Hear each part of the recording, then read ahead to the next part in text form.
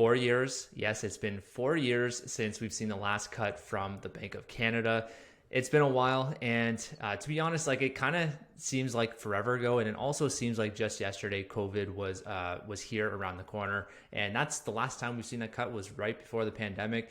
And so here we are today, 4 years later, interest rates much higher than what they were. And in this video, I'm going to break down exactly what you need to know in terms of what does this cut mean from a variable rate perspective, fixed rate. I'm going to talk about the market, and essentially I'm going to simplify everything because there's a lot of confusion out there. There's a lot of skepticism, a lot of people that are predicting certain things that are going to happen in the market. I'm not here to do that. I'm here to just really boil things down and simplify things. So the first thing I'm going to reference is this chart right here, the fixed rate. So if you have a fixed rate mortgage, this doesn't affect you. If you are pre-approved and you have, or you're approved for a mortgage and you have a fixed rate, this does not affect you.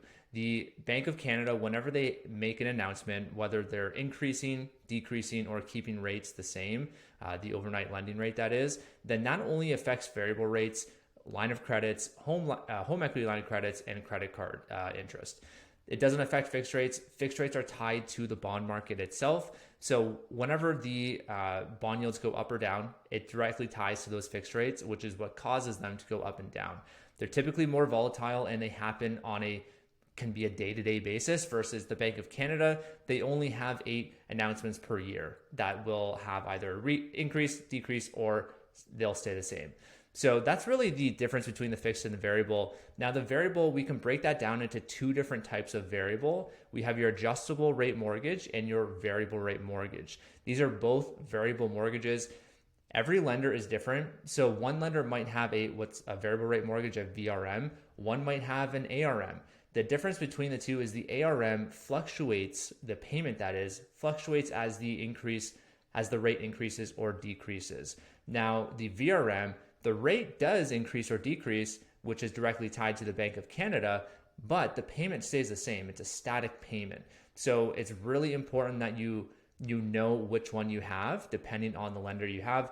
And I would say on average, it's around half of the major banks have the VRM. So if that's you, reach out if you have any questions on the static payment and how that works. But again, the rate has decreased for you the next month, whether you have the ARM or the VRM, but the payment is going to either stay the same or fluctuate depending on which one you have there. So let's say you have the ARM and you're wondering, okay, like what is my payment difference going to be now? So on average, it's $15 per 100K of mortgage. That's going to be a decrease for you. Let's say you have a 500K mortgage, that would be a $76 a month decrease, and that's not going to show until the following month. So I mean, that's pretty decent, right? Like if you have a 500K mortgage, it's almost $100 that you're going to see right off the bat next month. And you can only imagine if we have another, say 2.25 next month or in September, then these are really going to compound and your rate will decrease a decent amount. So we'll see what happens in the future, which I'm going to talk about in a second here.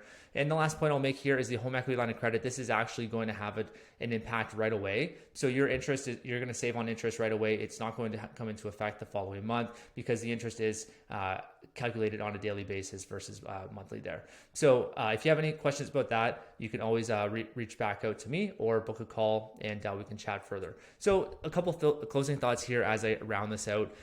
So I see just about everyone in my industry and the real estate industry speculating that it's going to be, we're going to see a really big pickup in the market and it's going to heat up.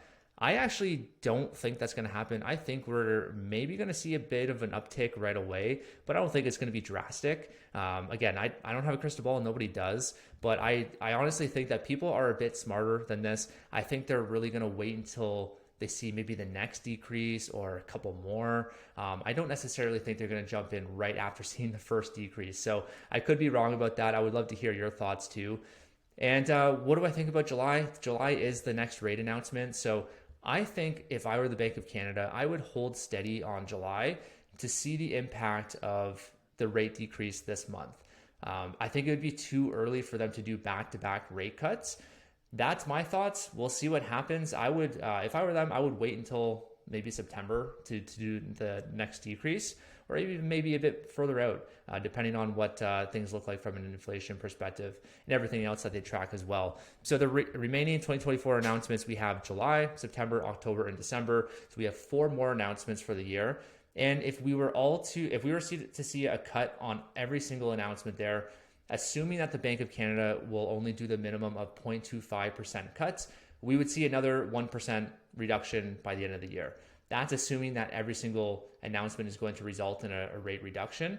So it's far less than what we were going to be suspecting this year, but any cut helps. Obviously, it's going to provide a bit more relief to people that have a variable rate mortgage. So I think it's great news. I would love to hear your thoughts as well. Cheers.